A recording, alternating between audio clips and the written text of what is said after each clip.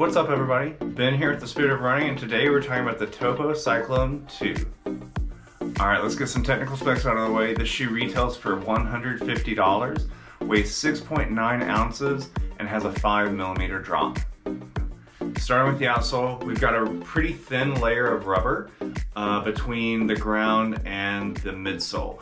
Initially I was a little concerned with two things, durability and overall grip.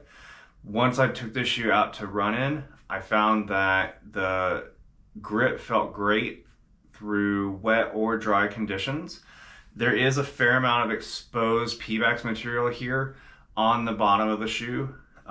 That's gonna save some weight, but I don't find that the exposed EVA is ever a problem. There's enough rubber on the bottom of the shoe that when you're running, your ground contact locations are covered and you're not going to have any real slipping issues or issues with traction while you're running. The midsole on this shoe is a lot of fun. It's a fully Pebax midsole. There's not a plate in this shoe, which makes it a really fun daily trainer. I tend to use it in that easy run right into an up-tempo shorter run. The Pebax is very bouncy and very responsive, but it feels like a shoe that has a thicker amount of midsole than it actually does.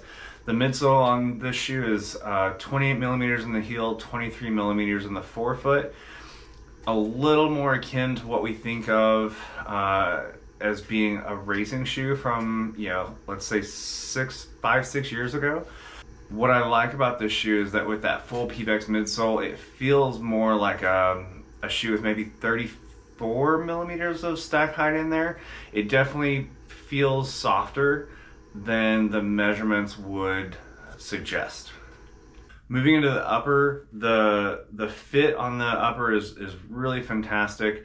I felt like my foot was really locked in place very well. We've got a fair amount of cushion around the heel collar. In spite of the fact that this shoe is built to be very lightweight, they didn't skimp out on the structure or the cushioning here in the heel collar. So you can see that there's a fair amount of padding there. They did cut out a lot of weight in this mesh upper though, so it's super breathable.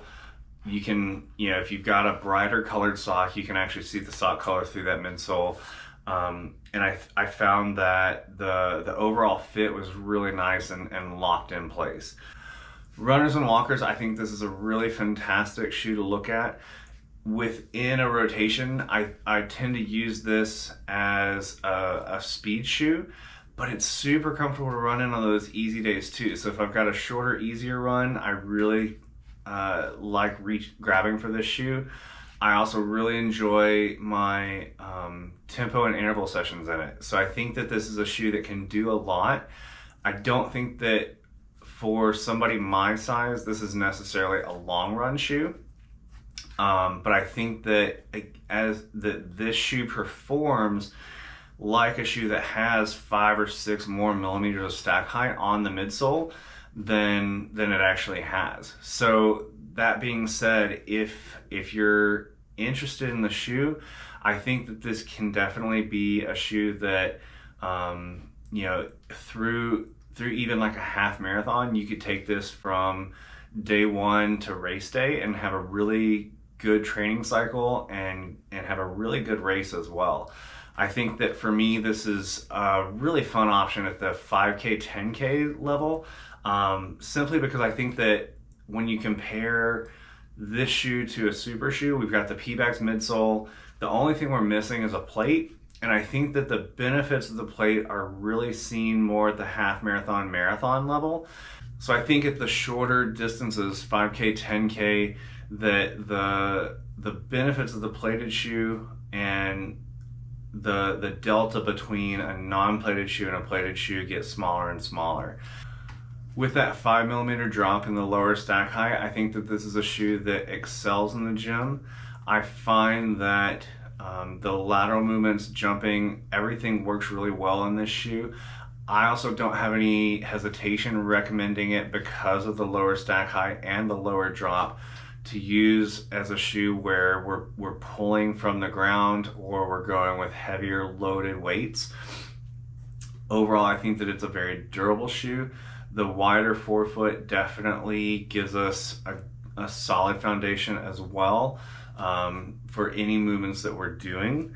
You'll find that there is a bit of a toe spring here, so it's still not going to be as flat as a true lifting shoe. But what I do really like is that it's a shoe that I can do all of my lifting in. I can run before or after or hop on any cardio machine that I want. The overall profile of the shoe relative to the upper, relative to the midsole, is such that it's going to be a great shoe to jump on the rower with and move from position to position in the gym and not have to switch out shoes and not have to carry an extra set of shoes in the bag. As a work shoe, I find this to be a very comfortable shoe. It handles my weight really well throughout the day.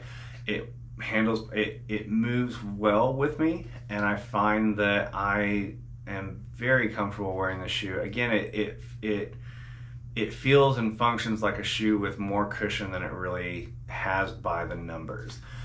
The only downside to this shoe as a daily shoe and a work shoe is that it comes in one color and one color only for the men, one color only for the women. So if the colors that are available are not in your work color profile or not in your aesthetic profile, then we may need to look somewhere else for a daily shoe.